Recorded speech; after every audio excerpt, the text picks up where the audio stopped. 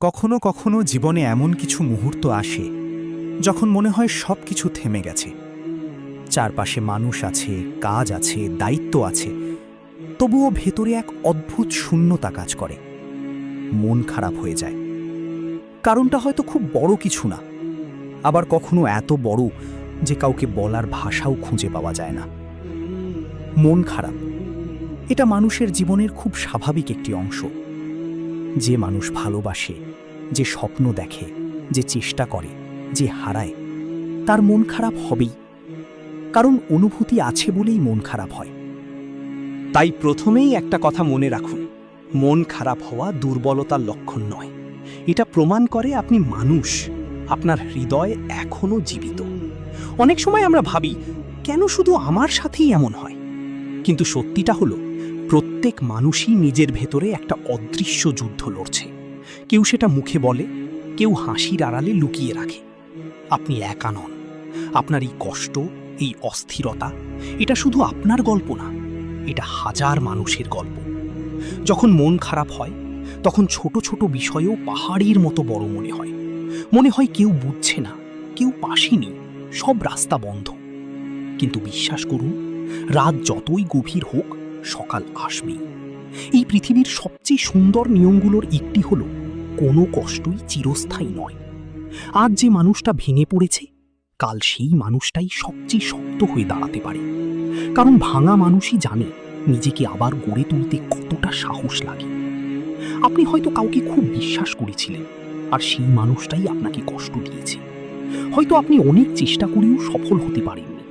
হয়তো আপনি এমন কাউকে হারিয়েছেন যাকে ছাড়া জীবন কল্পনা করতেন না।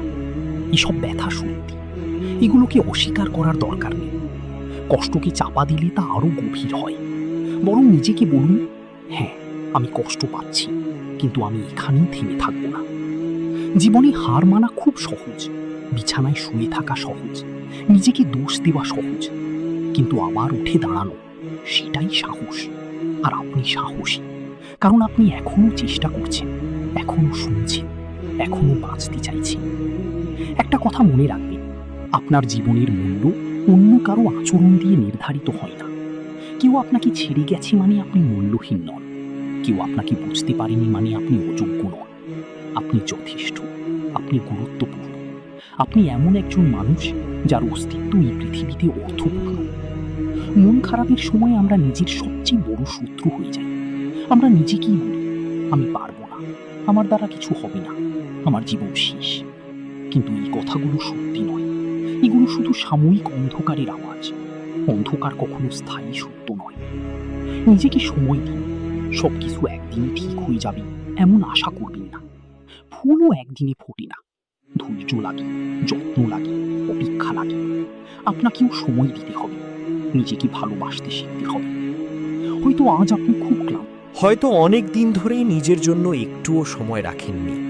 তাহলে আজ একটু থামুন, গভীর শ্বাস নিন, আকাশের দিকে তাকান, নিজের হৃদয়ের শব্দ শুনুন। আপনি এখনো বেঁচে আছেন, এটাই অনেক বড় আশীর্বাদ।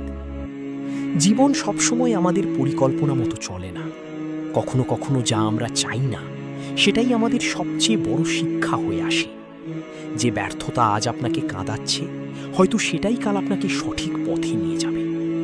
মনে রাখবেন, ঝড় গাছকে শুধু নাড়ায় না, তাকে আরও শক্ত শিকড় করতে শেখায়। আপনার কষ্টও ঠিক তেমন।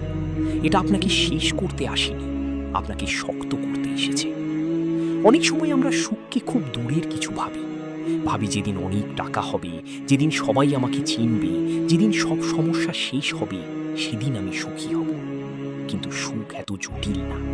সুখ কখনো মায়ের হাসিতে থাকে, কখনো পুরনো বন্ধুর ফোনে, কখনো এক কাপ চায়ের নীরবতায়, কখনো নিজের ছোট্ট অর্জনে। আপনি যদি শুধু হারানো জিনিসের দিকে তাকিয়ে থাকেন, তাহলে যা আছে তার সৌন্দর্য দেখতে পাবেন না। কৃতজ্ঞতা মনকে হালকা করে। আজ একটু ভাবুন, কি কি এখনো আপনার আছে। হয়তো আপনি বুঝবেন, আপনি যতটা ভেবেছিলেন তার চেয়ে অনেক বেশি আশীর্বাদ নিয়ে বেঁচে আছেন। মন খারাপ হলে নিজেকে একেবারে গুটিয়ে ফেলবেন না। কারোর সাথে কথা বলুন, বন্ধু, ভাই, বোন, মা, যে কাউকে। কখনো কখনো শুধু আমি ভালো নেই, এই তিনটে শব্দ বলাটাই অনেক বড় মুক্তি। কাঁদতে ইচ্ছে করলে কাঁদুন।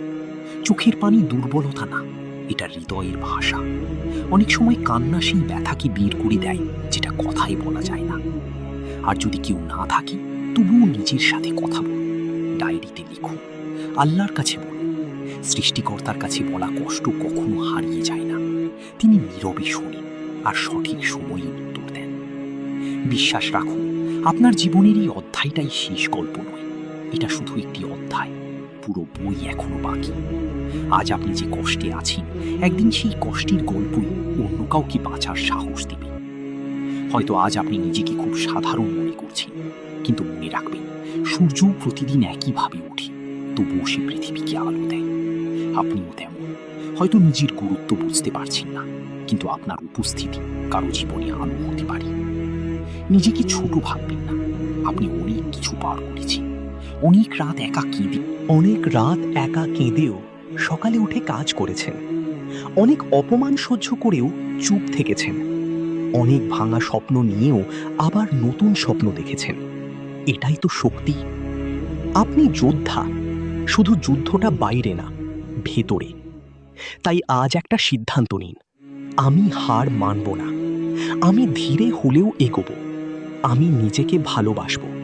আমি আমার কষ্টকে আমার পরিচয় হতে দেব না।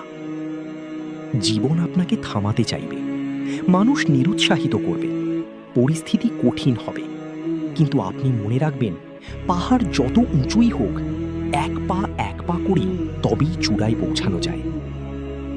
আজ হয়তো আপনি নিচে আছেন, কিন্তু এর মানে এই না যে আপনি সেখানেই থাকবেন। পরিবর্তন সম্ভব, নতুন শুরু সম্ভব, আবার হাসা সম্ভব। আপনার মন খারাপ আজকের সত্য, কিন্তু আগামীকালের ভবিষ্যৎ না।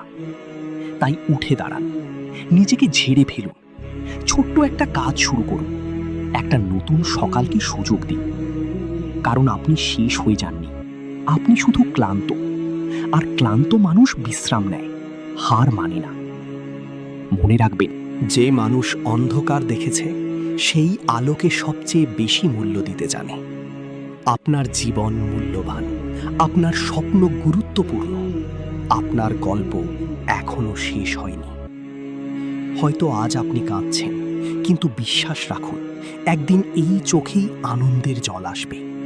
হয়তো আজ পথ হারিয়েছেন, কিন্তু একদিন ঠিক নিজের গন্তব্য খুঁজে পাবেন। হয়তো আজ মন খারাপ, কিন্তু এটা চিরকাল থাকবে না, কারণ আপনি বেঁচে আছেন। আর যতদিন শ্বাস আছে, ততদিন আশা আছে। তাই নিজেকে বলুন, আমি পারব, আমি আবার হাসব, আমি আবার শুরু করব। আমি হার মানব না, কারণ আমার গল্প এখনো শেষ হয়নি। এটাই জীবন, এটাই লড়াই, এটাই ফিরে দাঁড়ানোর নাম। আর আপনি অবশ্যই পারবেন।